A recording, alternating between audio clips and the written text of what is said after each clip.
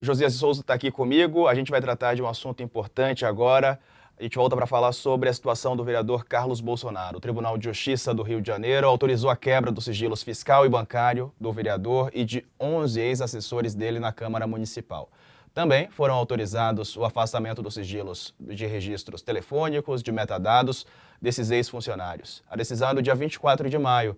O juiz tomou essa atitude ao identificar indícios contundentes de atividade criminosa e também de regime organizado. A Promotoria de Investigação Criminal apura a existência de prática de rachadinha, recolhimento ilegal de parte do salário de assessores e também a nomeação de funcionários fantasmas do gabinete de Carlos Bolsonaro. Entre os ex-funcionários estão parentes e pessoas próximas à segunda mulher do presidente Jair Bolsonaro.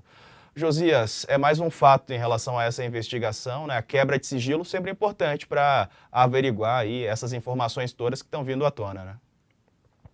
Sem nenhuma dúvida. Está se formando, Diego, em torno do Carlos Bolsonaro, que é uma espécie de vereador federal, o primeiro vereador federal da história, está se formando em torno dele algo muito parecido com um cerco judicial. E esse cerco inquieta o presidente da República. Duas coisas tiram o sossego do Bolsonaro.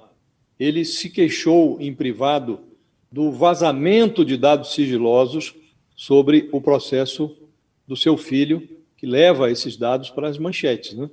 Está muito incomodado com esse escoamento dos dados do processo para as manchetes. Ele quer interromper esse fluxo. E ele reclamou também do trabalho da defesa.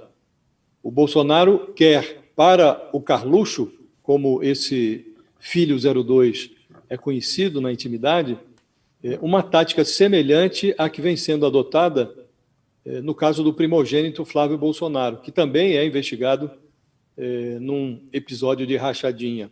Essa estratégia do Flávio Bolsonaro está baseada em 3 prioridades: arrastar o caso do Rio de Janeiro para os tribunais superiores de Brasília, anular provas e protelar o julgamento.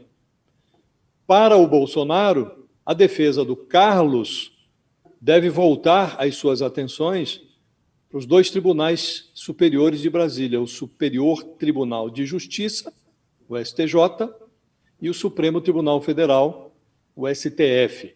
Foi no STJ que o Flávio Bolsonaro obteve a anulação de provas que foram obtidas pela Justiça a partir dos dados bancários e fiscais.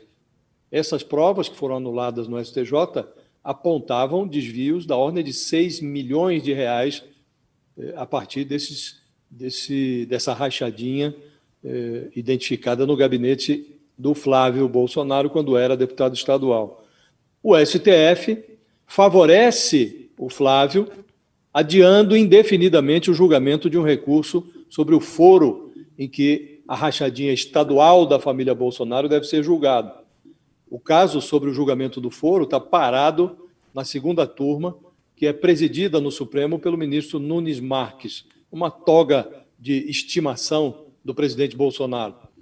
E uma particularidade desse caso é que o Carlos Bolsonaro, sempre muito loquaz nas redes sociais, ele guarda um metódico silêncio sobre a corrupção que se enxerga pela fresta da rachadinha do seu gabinete. Ele é retratado como chefe de uma organização criminosa no processo.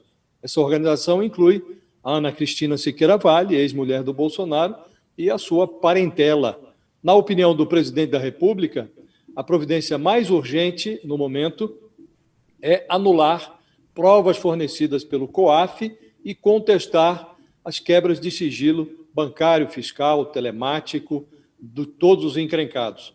A rachadinha é uma prática disseminada entre políticos de baixa extração.